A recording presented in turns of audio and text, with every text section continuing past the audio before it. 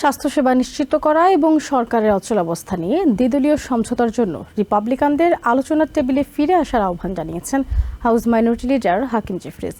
সোমবার নিয়মিত সংবাদ সম্মেলনে জেফরিস অচলাবস্থার জন্য প্রেসিডেন্ট ট্রাম্প এবং রিপাবলিকানদের দায়ী করেন। তিনি দাবি করেন, রিপাবলিকানরা ট্রাম্পের অনুমোদন ছাড়া কোনো পদক্ষেপ নেয় না, যে কারণে বর্তমান অচলাবস্থা ট্রাম্প প্রশাসনের রাজনৈতিক কৌশলের অংশ বলেও অভিযোগ করেন জেফরিস।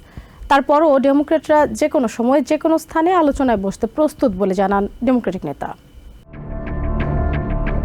সরকারের অচলাবস্থার 20তম দিনে দাঁড়িয়ে হাউস মাইনরিটি লিডার হাকিম জেফরিস বলেন, দ্বিদলীয় সমঝোতার ভিত্তিতে এখন সরকারের অচলাবস্থা কাটানোর পদক্ষেপ নিতে হবে। তিনি অভিযোগ করে বলেন, রিপাবলিকানদের নীতির কারণে দেশে তীব্র স্বাস্থ্যসেবা সংকট তৈরি হয়েছে, যা এখন শ্রমজীবী শ্রেণী থেকে শুরু করে গ্রামীণ ও শহুরে সব আমেরিকানদের ক্ষতিগ্রস্ত করছে।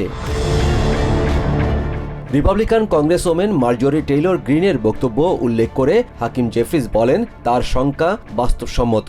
রিপাবলিকানদের অনড় অবস্থানের কারণে অ্যাফোর্ডেবল কেয়ার অ্যাক্টের কর ছাড় অব্যাহত না থাকলে আইডাহোতে 100,000 মানুষ স্বাস্থ্য বীমা হারানোর ঝুঁকিতে পড়বে। জর্জিয়া, ভার্জিনিয়া ও মেরিল্যান্ডের বীমার প্রিমিয়াম মাসে $2,000 পর্যন্ত বেড়ে যাচ্ছে, বছরে যা $24,000 বেশি। সরকারের অচলাবস্থার জন্য সরাসরি প্রেসিডেন্ট ট্রাম্প ও রিপাবলিকান নেতৃত্বকে দায়ী করেছেন ডেমোক্রেটিক এই নেতা। তার মতে, রিপাবলিকানদের কর্মকাণ্ড প্রেসিডেন্ট ট্রাম্পের অনুমোদন ছাড়া এগোয় না এবং বর্তমান অচলাবস্থা ট্রাম্প প্রশাসনের রাজনৈতিক কৌশলের অংশ বলেও মনে করেন তিনি। হাউসে দেওয়া রিপাবলিকানদের যুক্তিতর্ক প্রতিদিনই পরিবর্তিত হচ্ছে বলে জানান হাকিম জেফরিস, যে কারণে দেশ জুড়ে গত শনিবার নো কিং সমাবেশ অনুষ্ঠিত হয়েছে।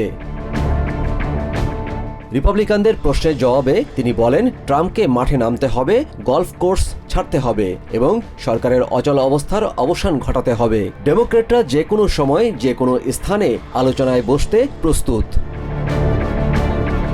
ডেমোক্র্যাটরা মনে করেন, রিপাবলিকানরা গত 1 মাস ধরে হাউসে ভোট বাতিল করতে কার্যত পালিয়ে বেড়াচ্ছে, কারণ তারা তাদের অবস্থান জনগণের কাছে ব্যাখ্যা করতে পারছে না। জেফরিস বলেন, ডেমোক্র্যাটদের অবস্থান অপরিবর্তিত। ব্যয় কাটছাঁট নয়, খরচ কমাতে হবে, স্বাস্থ্যসেবাকে নিশ্চিত করতে হবে এবং সরকারের কর্মকাণ্ডকে অবিলম্বে সচল করতে হবে।